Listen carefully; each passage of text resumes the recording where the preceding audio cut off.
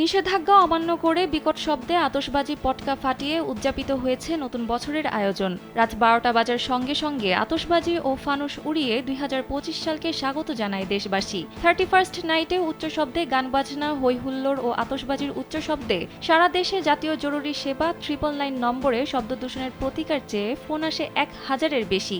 বুধবার দুপুরে 999-এর পুলিশ পরিদর্শক আনোয়ার সাত্তার গণমাধ্যমকে এসব তথ্য জানান।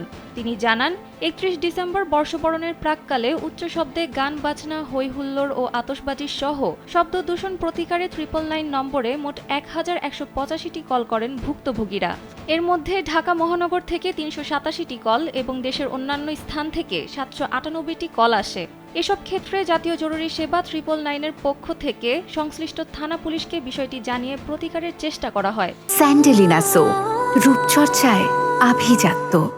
অপরদিকে রাজধানীর ধানমন্ডির ল্যাবেইড হাসপাতালের পাশে স্বপ্ন শপিং মলের সামনে ফানুস থেকে আগুন ধরে যায়। তবে 999 থেকে সংবাদ পেয়ে মোহাম্মদপুর ফায়ার স্টেশন থেকে একটি অগ্নি নির্বাপক দল রওনা দিলেও তারা পৌঁছার আগেই স্থানীয়রা আগুন নিভিয়ে ফেলে।